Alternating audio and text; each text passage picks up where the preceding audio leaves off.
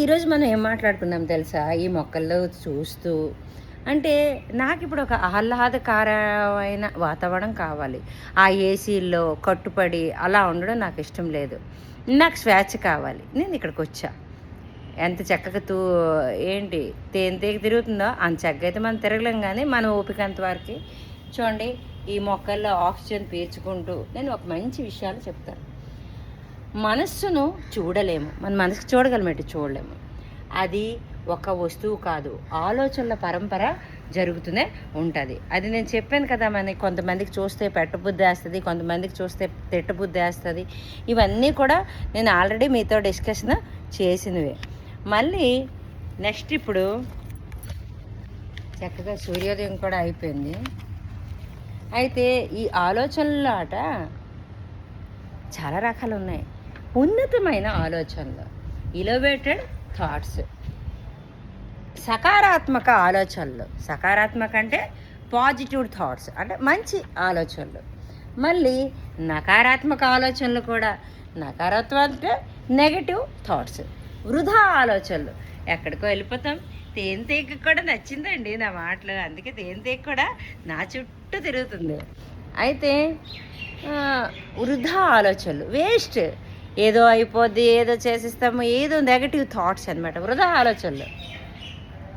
కొత్త కోణంలో ఆలోచనలు అంటే వేస్ట్ థాట్స్, అన్లెస్ థాట్స్, వృధా ఆలోచనలు.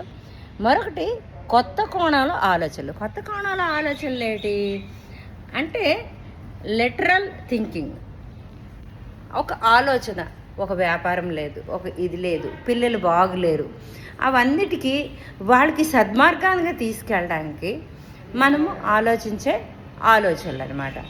బాగున్నాయి కదా? ఉన్నతమైన ఆలోచనలు. తను ఉన్న స్థితి కన్నా, మనం ఉన్న స్థితి కన్నా ఉన్నతమైన స్థితిలోకి వెళ్ళడానికి చేసే ఆలోచనలు. ఆ ఆలోచనలు ఎల్లప్పుడూ పాజిటివ్ దృష్టికోణంలోనే ఉండాలి. తను ఒక్కరే కాదు, తనతో పాటు మిగతా వాళ్ళు కూడా బాగుపడాలి. తనతో పాటు అంటే ఆలోచనలు అన్నమాట. మీరు అందరితో మంచి మానవ సంబంధాలతో కలిగే ఉండాలి. మీరు ఆర్థికంగా, సామాజికంగా బాగా ఎదుగుకోవాలి. తన లక్ష్యము ఒక ఆర్థికంగా కాదు, సామాజికంగా కూడా మనం ఎదగాలి. ఒక బస్సులో ప్రయాణిస్తున్నాం, ఒకరు ఎక్కడికో వెళుతున్నాం, మనకే కాదు ప్రాబ్లము, ఎదుటోడికి వచ్చినప్పుడు కూడా మనం అలాగే ఆలోచించాలి. అవి మంచి ఆలోచనలు. అయితే మనసు పనుల విషయంలో శ్రద్ధ, భక్తి, ప్రేమ, పట్టుదల కలిగే ఉండాలి. ఈ నెగటివ్ పాజిటివ్ ఆలోచనలకు ఏటేటి కావాలి తెలుసా? శ్రద్ధ కావాలట, భక్తి కావాలట, ప్రేమ కావాలట, పట్టుదల కావాలట. ఇవన్నీ 4 మంచి ఆయుధాలన్నమాట. సకారాత్మక అంటే పాజిటివ్ ఆలోచనలు ఏంటివి?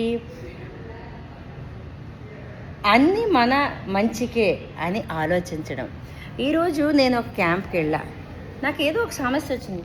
మేడ మీదకి బట్టలు ఆరడానికి అని వెళ్తే, మీరే తప్పించి ఎవరు వెళ్ళకూడదు మీదకి అన్నారు. వచ్చేసరికి ఈ మొక్కలన్నీ ఎండిపోయి ఉండేవి. అప్పుడు నాకు నీళ్ళు వేయాలనిపించింది. నా వాకింగ్ అయిపోయింది.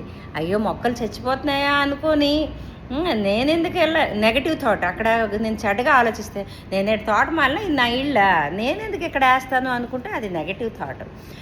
ఆ మొక్కని బతికిద్దాం ఎలాగాని, మనకు అది ఆక్సిజన్ ఇస్తుంది, ఒక మంచి పని కదా అని మనం వేసామనుకో నీళ్ళు, అది పాజిటివ్ థాట్స్. అన్నీ మన మంచికే అని ఆలోచించే విధానం. ఎన్ని క్లిష్ట పరిస్థితుల్లో ఎదురైనా కూడా బెదరక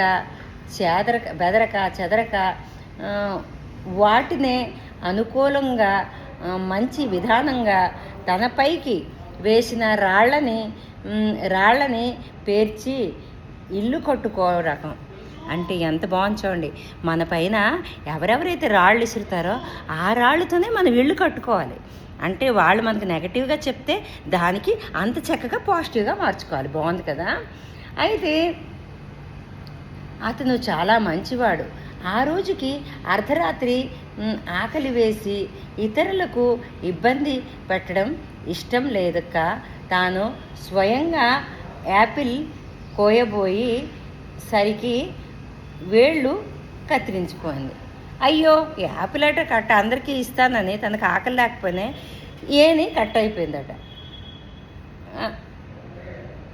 అమ్మ అని అమ్మ అని అరవగానే పరిచారకులు వచ్చి సపర్యాలు చేశారు. తెల్లవారుగానే మంత్రి వచ్చాడు. అన్నీ మన మంచికే జరిగేవి, వేళ్ళు తెగిదని బాధపడకు అని మంత్రి అంటారు. రాజు పట్టరాని కోపం వస్తుంది మంత్రిని. అంటే రాజు యాపిల్ కోయిపోతే కట్ అయిపోయింది, ఏది జరిగిందో మన మంచికి అని మంత్రి చెప్తే కోపం వచ్చిందంట. కొద్ది రోజుల తర్వాత తన వేటకు బయలుదేరాడు. పొరపాటున రాజు దారి తప్పిపోయారు. చివరికి అతడికి ఉన్న ఒకే తేగ వారికి పడతారు. అయితే అడవికి వెళ్తే రాజు తప్పారంట. మరునాడు వారి ఊరి పండగ చేస్తే ఈ రాజుకు బలి ఇవ్వడానికి సంసిద్ధమవుతారు. ఆ ఏరియాలో పండగ అయితే రాజుకే బలిచ్చిద్దాం అనుకుంటారంట. కత్తిని కెత్తి తలను సరిగ్గా సమయంలో వేళ్ళు లేదని తెలుస్తుంది. వారి సిద్ధాంతం ఓకే యాపిల్ కట్ చేసినప్పుడు ఏం కట్ అయిపోయిందండి, బలిస్తామని తీసేసరికి ఒక అంగం బాగోపోతే మరి బలి ఇవ్వరు అనమాట.